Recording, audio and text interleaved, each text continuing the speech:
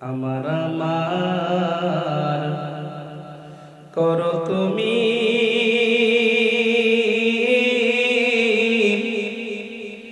আসলে তোমার কিছুই না।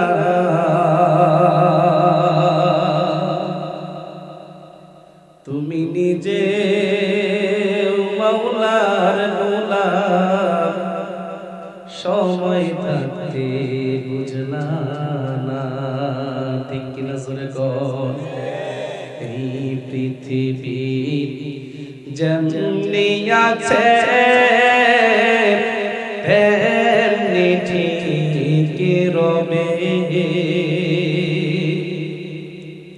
সুন্দর এই পৃথিবী ছেড়ে একদিন চলে যেতে হবে রে যুবক ভাই, চলে যেতে হবে। টাকা পয়সা বাড়ি গাড়ি আরো যত সুন্দর নারী চলবে না আর বাহাদুরি বাজান, চলবে না আর বাহাদুরি বাজান। আজরাইল আসিলে সুন্দর এই পৃথিবী ছেড়ে একদিন চলে যেতে হবে রে বাবাজি, চলে যেতে হবে। ঠিক কিনা জোরে বলে। সংসার সংসার কইরা হবে গো, ও তুই করলি না বন্দেগি।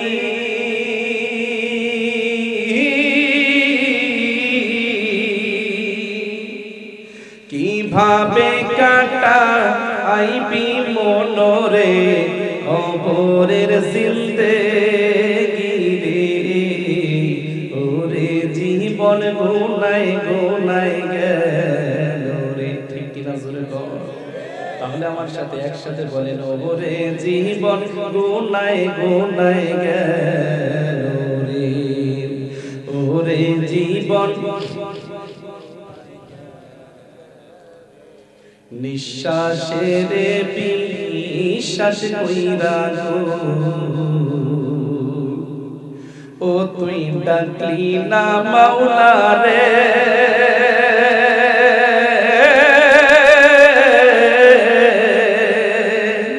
কোন দিন জানিয়া আজরাইল আইসা গো নিয়ে যাবে তরে রে। ওরে জীবন গোনায় গোনায় গেল রে। বাজান রে, ও আমার নবাবগঞ্জের যুবক ভাইয়েরা, বৃদ্ধ বাবারা, আপনাদের মধ্যে অনেকে আছে 20 বছর 30 বছর পর্যন্ত প্রবাসী আপনাদের যৌবনকালটা কাটিয়ে দিয়েছেন। সারাটা জীবন বিদেশের জমিনে টাকা পয়সা কামাইতে কাটিয়ে দিয়েছেন গো। সারা জীবনের টাকা পয়সা দিয়ে সন্তানকে ফোন করেছেন, বাবা আমি বিদেশ থেকে চলে আসতেছি, তুমি সুন্দর করে আমি টাকা পাঠাইলাম, একটা বিল্ডিং বানাও। বাবা রে, আমি আর শক্তি পাই না, আমি মনে হয় আর বেশি দিন কাজ করতে পারবো না। আমি টাকা পাঠাইলাম, দামি দামি রড দেখে দামি দামি ইট দিয়ে তুমি সুন্দর করে একটা বিল্ডিং বানাইবা। বাজান বিল্ডিং বাড়িতে কমপ্লিট হয়ে গেছে গো। বাংলাদেশে আসার জন্য আপনার রওনা দিবেন, হঠাৎ করে মালাকুল মউত আজরাইল আপনার সামনে উপস্থিত। যে আপনার আসার কথা ছিল ব্রিফকেস লাগে সাথে করে, আপনি আসলেন তো আসলেন লাশের কফিনে করে আসলেন। আপনি কোটি টাকা দিয়ে বিল্ডিং বানাইছেন গো, আপনার এই লাশের কফিন কিন্তু একটা বারের জন্য বিল্ডিং এর ভিতরে ঢুকাবে না রে।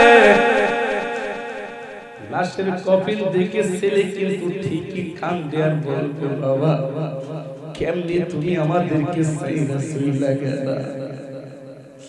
এ আমার নবাবগঞ্জ মাইলা এলাকার যুবক ভাইরা রে,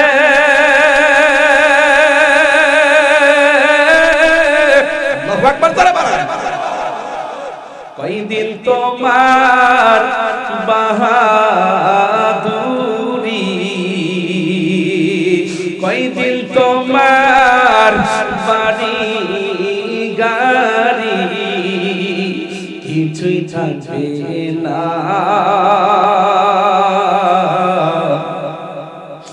আপন শুধু আল্লাহ তাআলা মহান রব্বানা।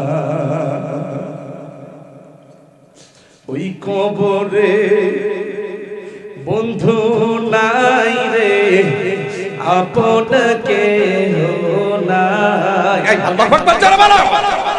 ওই কবরে বন্ধু নাই রে, আপন কেহ নাই। একা একা সারা জীবন কেমনে থাকবা, কিবা হবে সঙ্গে তোমার মরণ কালে, হায় কিবা তোমার সঙ্গী হবে ওই কবরে, হায় মাও নাই রে বাবা নাই রে, ওই কবরে একা একা কেমনে থাকবো ওই কবরে।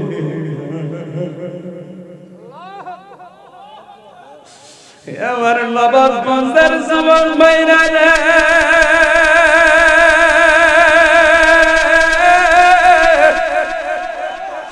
তোমাদের পা দুইটা ধরে বলি রে যুবক,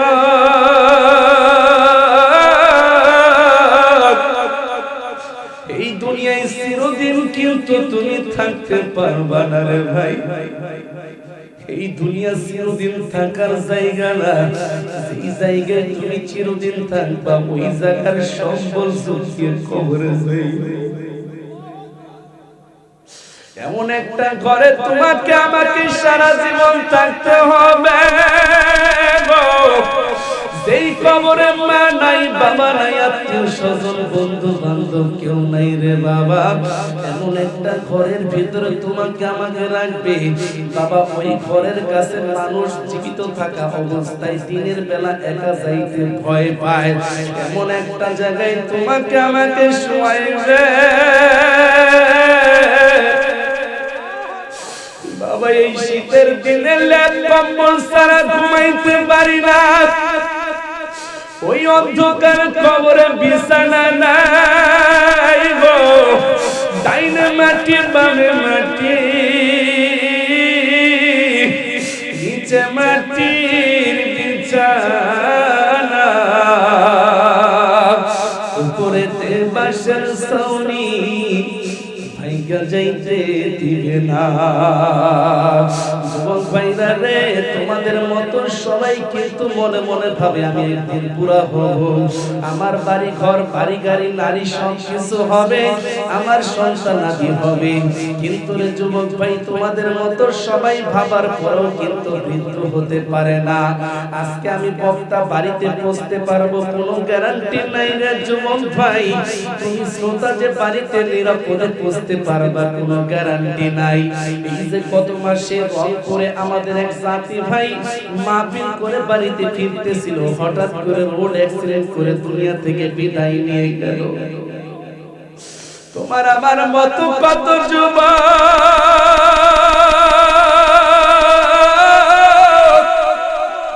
প্রত্যেকদিন রোড অ্যাক্সিডেন্ট করে মারা যায়।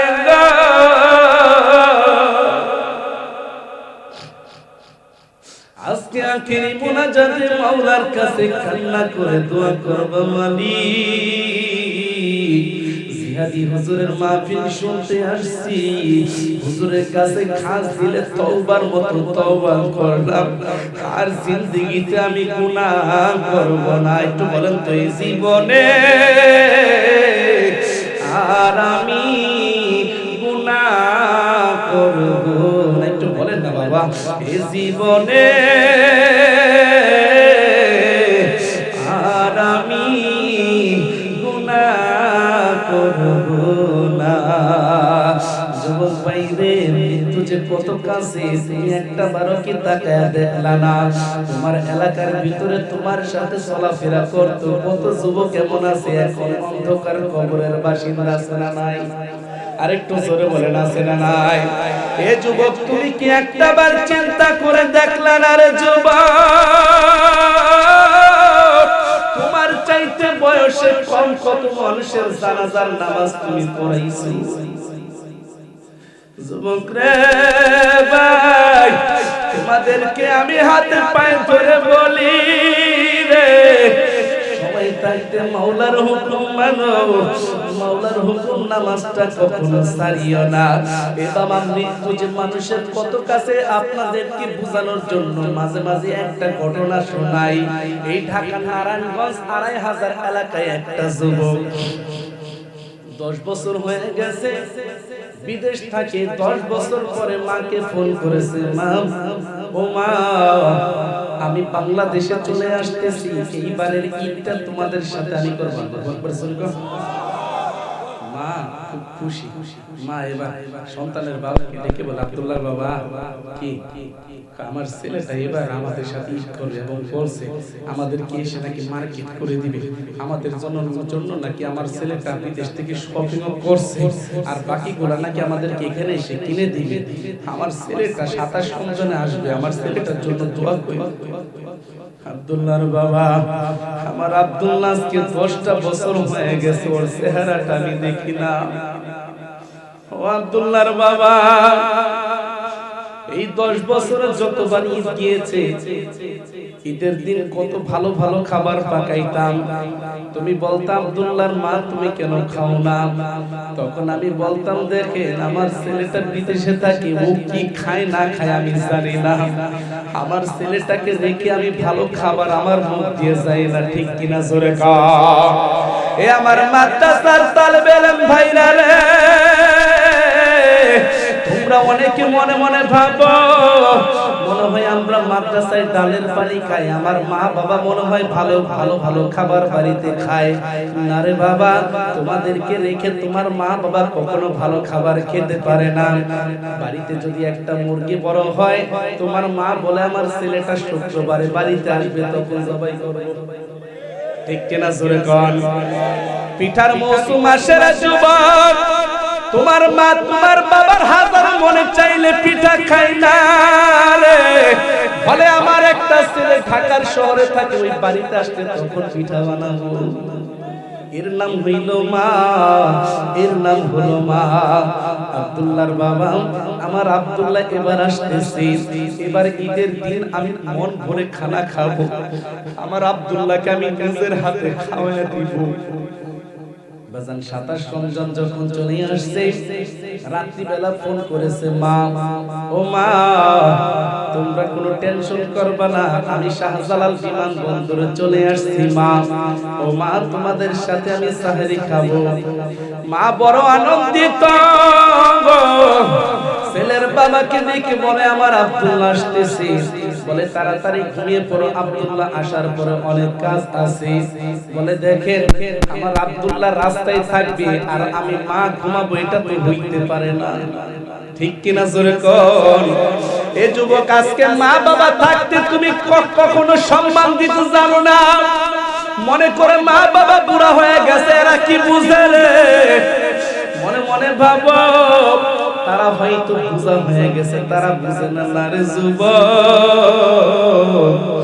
আজকে 3টা বছর হয়ে গেছে আমার বাবাকে আমি হারিয়ে ফেলেছি, আমি বাংলাদেশের বিভিন্ন অঞ্চলে মাহফিল করতে যাইতাম, রাত্র 2টা 3টার দিকে দেখতাম আমার বাবা ফোন করেছে। বাবা বলতো বাজান তুমি কোথায় আছো? আমি বলতাম আব্বু আমি তো অমুক জায়গায় আছি। বলতো বাবা সাবধানে আসিও, খবরদার কোনো বিপদে যেন না পড়ো। আমি তখন বলতাম বাবা গো এত রাত হয়ে গেছে আপনি কি এখনো ঘুমান নাই? তখন বাবা ডেকে বলতো বাজান রে সন্তান রাস্তায় থাকবে আর বাবা মা ঘুমাবে এটা তো কখনো হতে পারে না। আজকে 3টা বছর হয়ে গেল যুবক, এখন তো আমাকে কেউ ফোন করে বলে না বাজান রে সাবধানে আসিও রে, খবরদার বিপদে পড়িও না রে বাবা। হে আমার যুবক ভাইরা রে, তোমার বাবা হয়তো মূর্খ মানুষ, কিছু বুঝে না, তারপর তোমার মাথায় বট গাছের মতো ছায়া দিয়ে রাখে। মা হয়তো কিছু বুঝে না, মা কিন্তু তোমাকে বট গাছের মতো ছায়া দিয়ে রাখে, ঠিক কিনা জোরে কর। সারাটা রাত মা দরওয়াজার দিকে তাকায় রইছে। আর মায়ের সিফত তো এমন সিফত, সন্তান যদি ঘর থেকে বের হয়ে যায় যতদূর পর্যন্ত দেখা যায় মা কিন্তু এক নজরে তাকিয়ে থাকে, ঠিক কিনা জোরে কর। মা সারাটা রাত দরওয়াজা খুলে ঘুমিয়ে আছে, বসে আছে বাজান। মা মালিকের কাছে কান্দে আর বলে আসমানের মালিক আমার আব্দুল্লাহকে তুমি সহি সালামতে আমার কাছে ফিরাইয়া দিও। বাজান সাহরির যখন সময় হয়ে গেছে, আব্দুল্লাহর মা এবার আব্দুল্লাহকে বাবাকে ডেকে বলে ও আব্দুল্লাহর বাবা, আব্দুল্লাহর বাবা, এই আব্দুল্লাহর বাবা তোমার আব্দুল্লাহ তো আসার কথা, সাহরির টাইম হয়ে গেল, আব্দুল্লাহ তো আসে না, তাড়াতাড়ি ফোন লাগাও। বাজান আব্দুল্লাহর বাবা ফোন দেয়, ফোন ঠিকই বাজতেছে কিন্তু ফোন রিসিভ হয় না। আবার ফোন দেয়, ফোন রিসিভ হয় না। আব্দুল্লাহর বাবা বলে মনে হয় জ্যাম জটে পড়েছে, এই জন্য আওয়াজের কারণে হয়তো ভাঁজ পাচ্ছে না, হয়তো বা কিছুক্ষণ পরে ব্যাক করবে। আব্দুল্লাহর মা ডেকে বলে স্বামী আমার আব্দুল্লাহ ঘুমায় নাই, আমার মনে হয় আমার আব্দুল্লাহর কোনো বিপদ হয়েছে। বাজান মা এমন একটা রাডার, দেখবেন সন্তান যদি দুই দেশে কোথাও বিপদে পড়ে টেলিফোন করার আগে মায়ের দিলে কেমনে যেন গাইতে থাকে, ঠিক কিনা জোরে কর। বিদেশে যদি কারো ছেলে মারা যায়, পশু পাখি জানার আগে জানে মায়, সেই মায়ের ভুলো না রে, জীবন যদি থাকে মায়ের মতো নাই রে আপন এই দুনিয়ার তরে, মায়ের মতো নাই রে আপন এই দুনিয়ার তরে, আপন বলে এই দুনিয়ায় খোঁজো তুমি কারে, মায়ের মতো নাই রে আপন এই দুনিয়ার তরে। 10 মাস 10 দিনের কষ্ট নীরবে মাস হয়ে,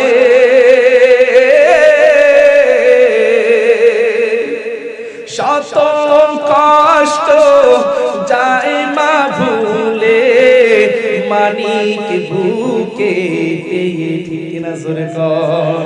সেই মায়ের ভুলো না রে, জীবন যদি থাকে মায়ের মতো নাই রে আপন এই দুনিয়ার তরে।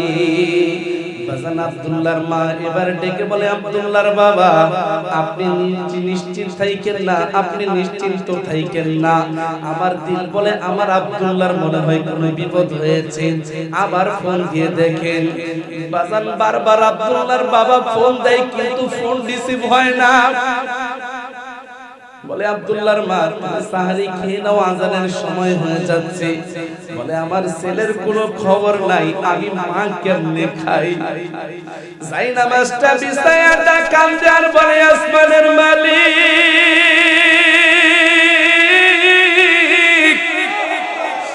আমার আব্দুল্লাহকে তুমি আমার বুকে ফিরাইয়া দাও।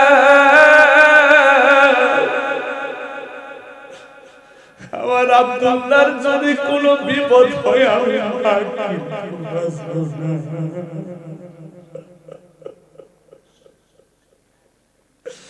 মালিক রে,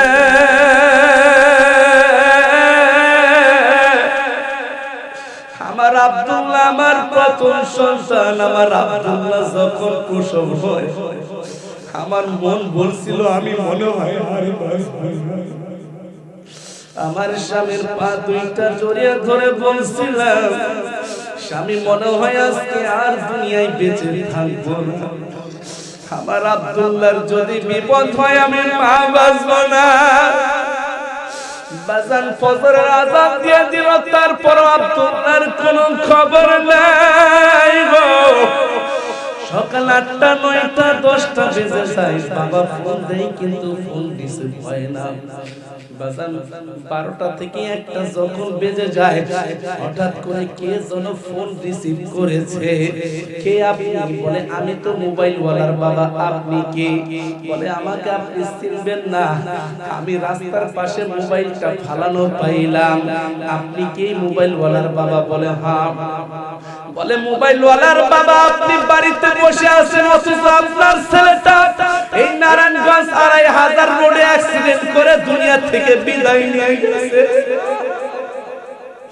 ও সন্তানের বাবা আর দেরি করিও না,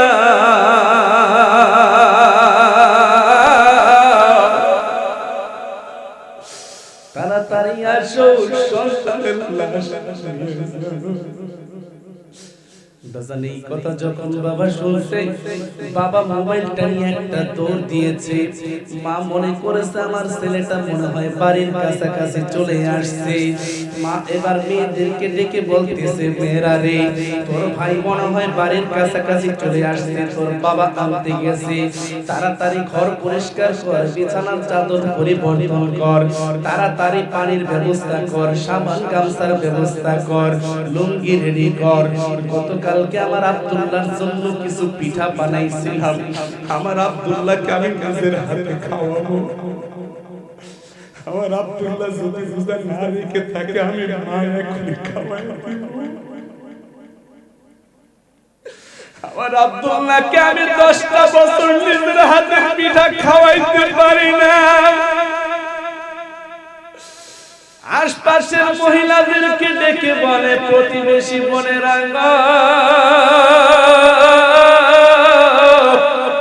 তোমরা কে কোথায় আছো? আমার আব্দুল্লাহ চলে আসছে।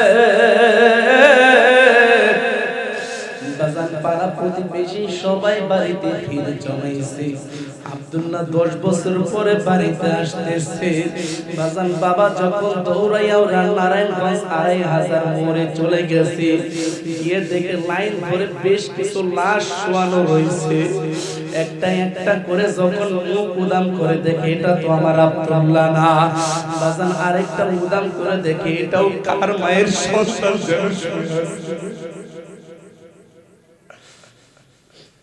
বাজান আস্তে আস্তে খুঁজতে খুঁজতে হঠাৎ করে দেখে আব্দুল্লাহ অ্যাক্সিডেন্ট করে চেহারাটা একেবারে কেমন যেন নষ্ট হয়ে গেছে। বাবা আব্দুল্লাহর লাশটা ধইরা একটা চিৎকার মেরে বলে, আব্দুল্লাহ রে,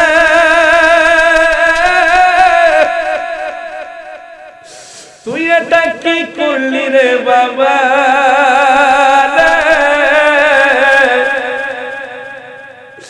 বাজান এই কথা বলতে বলতে বাবা হঠাৎ করে হার্ট ফেল হয়ে গেছে। লোকজনে ধরে যখন জ্ঞান ফেরাইলো একটা অ্যাম্বুলেন্স উঠায় দিছে। বাড়িতে যখন আব্দুল্লাহর বাবা আব্দুল্লাহর লাশ নিয়ে আসতেছে, আব্দুল্লাহর মা রাস্তার দিকে তাকিয়ে আছে, আমার আব্দুল্লাহ কখন আসবে। বাজান আব্দুল্লাহর মা সব মহিলাদেরকে কাছে বলতেছে আমার যে কত আনন্দ লাগতেছে, আমার আব্দুল্লাহ 10 বছর পরে আমার কাছে আসতেছে। বাজান মা অনেক আনন্দিত। হঠাৎ করে দেখে বাড়ির সামনে লাশের গাড়ির আওয়াজ পাওয়া যায়। মা হতভম্ব হয়ে গেছে, কি ব্যাপার আমার বাড়ির সামনে লাশের গাড়ি কেন? দৌড়ায় চলে গেছে, দেখে আব্দুল্লাহর বাবা গাড়ির সামনে থেকে বের হলো। আব্দুল্লাহর বাবার কলারটা ধইরা বলতেছে, আব্দুল্লাহর বাবা তুমি এই গাড়িতে কেন? আমার আব্দুল্লাহ কোথায়? আল্লাহু আকবার, জোরে কও। হে আব্দুল্লাহর বাবা তুমি আমার আব্দুল্লাহকে আনতে গেলা গো, আমার আব্দুল্লাহ কোথায়? আমার আব্দুল্লাহ কই? আব্দুল্লাহর বাবা কান্দে আর বলে তোমার আব্দুল্লাহ ওই গাড়িতে ঘুরছে।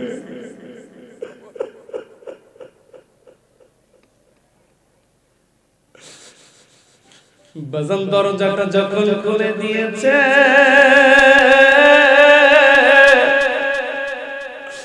তাকে দেখে আব্দুল্লাহর দুনিয়াতে নাই রে। মা একটা চিৎকার দিয়ে আব্দুল্লাহকে ধরে বলে, আব্দুল্লাহ রে বাবা, তুই না আমাকে মার্কেট করে দিতে চাইছিলি, তুই না আমার সাথে একসাথে সাহরি খাইতে চাইছিলি, আমার সাথে ঈদ করতে চাইছি ভাই বাবা, ও আমি মার তোর কাছে। বাজান মা কেমন যেন পাগলের মতো হয়ে গেছে। ওই মাস পর্যন্ত যুবক আব্দুল্লাহর জন্য কেমন যেন পাগলের মতো কান্না করে। আমার যুবক ভাইরা, তোমার আমার মতো আব্দুল্লাহর মনে বড় আশা ছিল, দেশে যাব, বাড়িতে যাব, মা বাবাকে দেখব, বিয়ে শাদী করব, আনন্দ ফুর্তি করব। কিন্তু রে বাবা, তার হায়াত কিন্তু সেই পর্যন্ত পায় নাই। তুমি আমি কত স্বপ্ন দেখি, প্রবাসে যাব, চাকরি করব, বাড়ি গাড়ি করব, কামাই রুজি করব, ব্যবসা বাণিজ্য করব। কিন্তু রে বাবা, তুমি আমি ওই পর্যন্ত হায়াত পাবো কি পাবো না একমাত্র আমার আল্লাহ ছাড়া কেউ জানে না। এই জন্য মাইলাইল এলাকার যুবক ভাইদেরকে বলি, যুবক রে ভাই, তোমাদের হাতে পায়ে ধরে বলি, তোমরা অনেকে মনে মনে চিন্তা করো নামাজটা হয়তো কিছুদিন পরে করব। যুবক ভাইরা, কয়েকদিন পরে ধরবা, কিছুদিন পরে ধরবা, সেই সময়টা হয়তো তুমি নাও পেতে পারো। আজকে থেকে মনে মনে নিয়ত করো, মালিক আর জীবনে নামাজ ছাড়বো না, আর জীবনে আমি রোজা ছাড়বো না রে মাওলা। আমার আল্লাহ তো দয়ার আল্লাহ, আমার আল্লাহ তো গফফার, আমার আল্লাহ তো রহমান। আল্লাহু আকবার, জোরে বলে। আল্লাহর কাছে মাপ চাইতে দেরি করবেন, আল্লাহ মাফ করতে দেরি করবে না। আপনি আল্লাহর কাছে তওবা করেন। বাজান তওবা করলে, তওবা করার পরে হুজুর বললেন, বাবা গুনাহ করতে করতে কলবে কিন্তু অনেক ময়লা হয়ে গেছে, এখন এই ময়লা পরিষ্কার করার জন্য কিছু জিকির আজকার আপনার করতে হবে। সুবহানাল্লাহ, জোরে বলেন। আমাদের দেশের হক্কানি পীর মাশায়েখদের দরবারে গেলে জিকির আজকার দেয় কি দেয় না? সরমনের ময়দানে যাইবেন, দেখবেন তওবা করে জিকির ধরায় দেয়, ঠিক কিনা জোরে কোন? উজানির ময়দানে যাইবেন, দেখবেন তওবা করে জিকির ধরায় দেন। আবার কিছু কিছু এমন পীরের দরবার আছে, মুরিদ করানোর পরে কান্দার মুটলা ধরায় দেয়। কথা কন না কেন? না মিথ্যা কথা কইলাম? আছে না নাই? এই বাংলার জমিনে এমন পীর আছে ল্যাংসা, তার কাছে কি ও মানুষ মুরিদ হয়? যদি বলে যে তার কাছে মুরিদ হইলেন কেন, বলে তার ভিতরে মাল আছে। এটা রিসিভ করে কি বলে? কষ্ট পাইতেছে? হক কথা শোনার পরে যদি বুবার মতো হয়ে থাকেন, তাহলে গুঙ্গা শয়তান মারা যাবে। হক কথা শোনার পরে এটার সাথে সমর্থন দিতে হবে, তাহলে আল্লাহ তাআলা বলবেন, বান্দা তুইও হকের পক্ষে আছিস। আর যদি চুপ হয়ে বসে থাকেন, তাহলে আপনি তো বাতিলের পক্ষে। কথা বলেন না কেন? কি কয় ল্যাংটা পীরের ভিতরে কি আছে, কয় এটার ভিতরে মাল আছে। আবার অন্য কিছু ভাইবেন না, ওরা মনে করে কি শরীয়ত মারফত অনেক কিছু আছে, এই জন্য তার কাছে মুরিদ হয়। আর বেটা কি আছে না আছে সবই তো দেখে, ঠিক কিনা জোরে বলেন। 40 দিন হয় গোসল করে না, হেডাও না টিপি, এর কাছে গিয়ে আবার কয় বাবা একটা মায়া দাও না রে বাবা। আপনারা কোন বাবা ছেলে মেয়ে দেওয়ার কোনো অধিকার আছে, শক্তি আছে? আবার অনেকে আছে কবরের কাছে গিয়ে সন্তান চায়, আছে না নাই? যদি বাবার কাছে কবরের কাছে গিয়ে সন্তান চান, সাথে সাথে আপনি মুশরিক, সাথে সাথে খবর। আশ্চর্য লাগে, বড় আফসোস লাগে। মানুষের কমন সেন্স থাকলে কিভাবে যে লোকটা 40 দিন হয় গোসল করে না, গোসল না করতে করতে জট পড়ায় ফেলাইছে, চুলের ভিতর থেকে দুর্গন্ধ আসতেছে, পাশ দিয়ে গেলে পাড়ার গন্ধ পায়, তার কাছে আবার মুরিদ হয় কি? ঠিক কিনা জোরে বলে?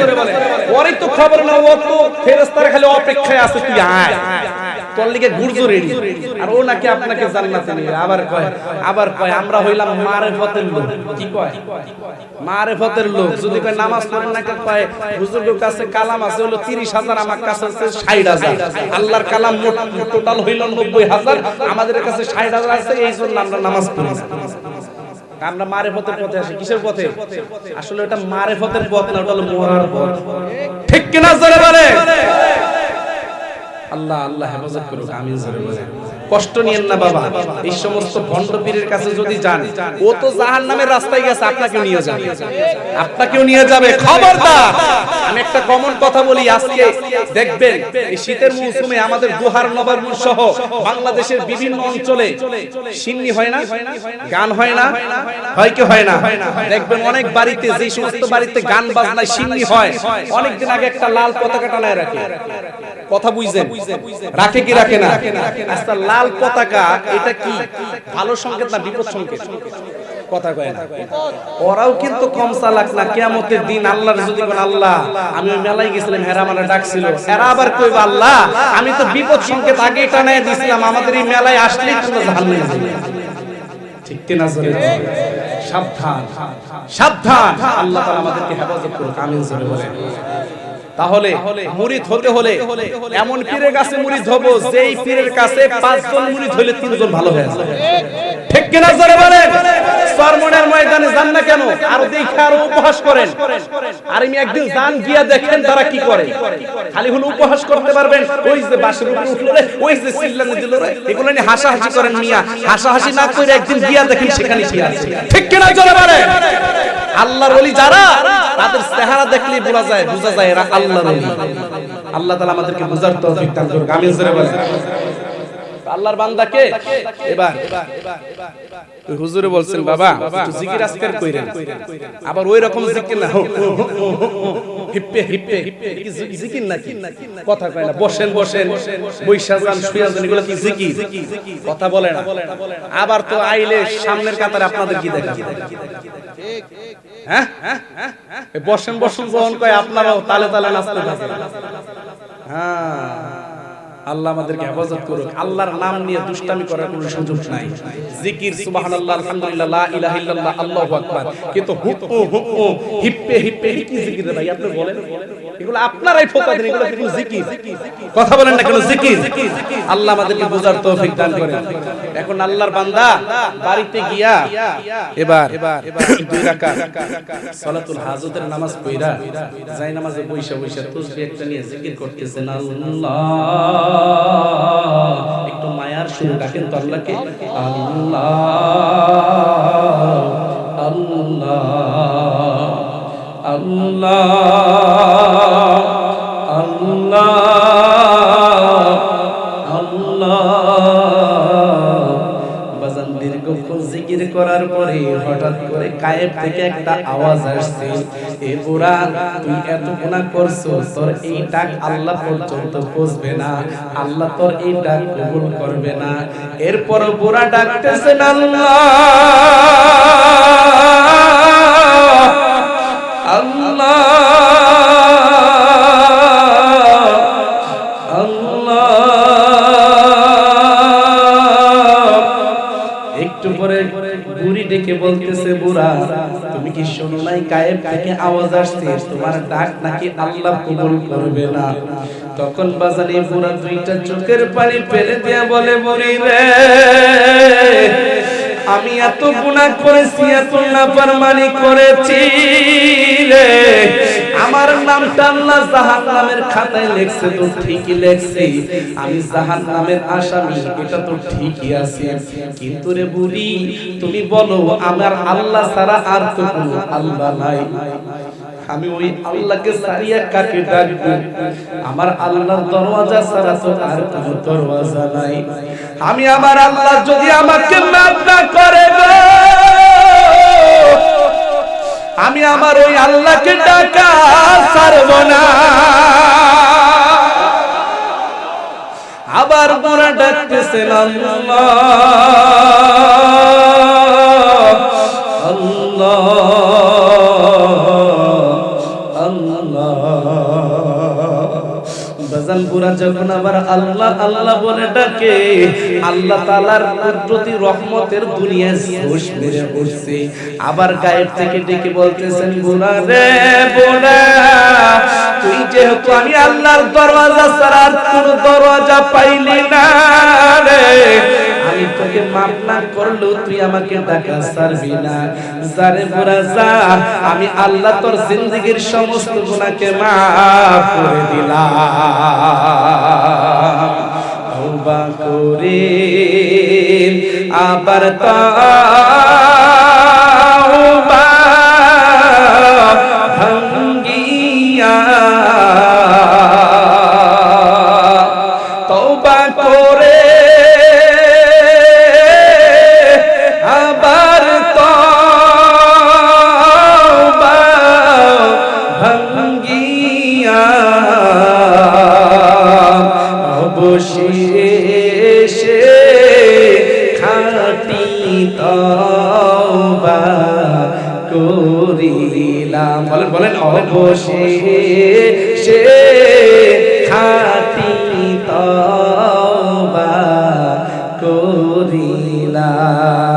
আমার যুবক ভাইরা আজকে যদি তওবার মতো তওবা করতে পারেন আপনাকে আমাকে মাফ করবেন কি? আরেকটু জোরে বলেন কি? ওই বুড়াকে সেই আল্লাহ মাফ করতেন সেই আল্লাহ আছে না নাই? আরেকটু জোরে বলেন আছে না নাই?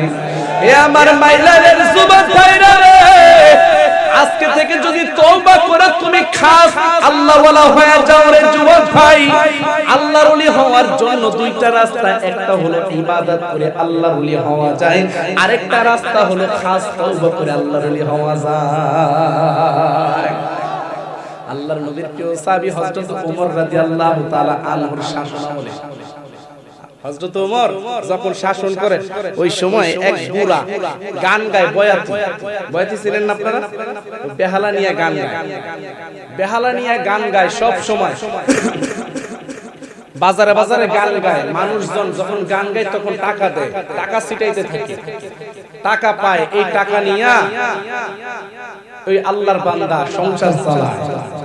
যৌবনকালে তার কণ্ঠটা টনটনা, কিন্তু বৃদ্ধ হওয়ার পরে কেমন কণ্ঠ থাকবে?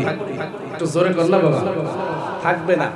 এই লোকটা যখন আস্তে আস্তে বুড়া হয়ে গেছে, এমন একটা সময় আসছে, একদিন দুই দিন তিন দিন চলে গেছে, পেটে কোনো খাবার নাই, পীরে জঙ্গি আল্লাহর বান্দার নাম, বাজারে গেছে গান গাইতে, মানুষজন গান শুনে টাকা দিবে তো দূরের কথা, পুরা তুমি হরে হরেন তুই কি শুরু করছো, সরে এতে দাগটা পড়ে গেছে। এখন পুরা পীরে জঙ্গি মনে মনে চিন্তা করতেছে, আরে দুনিয়ার মানুষ তো দুষ্ট, তোদেরকে গান না শুনাইয়া তোদেরকে খুশি না কইরা যদি আমি আমার আল্লাহর ইবাদত করতাম তাহলে হয়তো এমন দিন আমার দেখতে দিত না। ঠিক কিনা জোরে কর।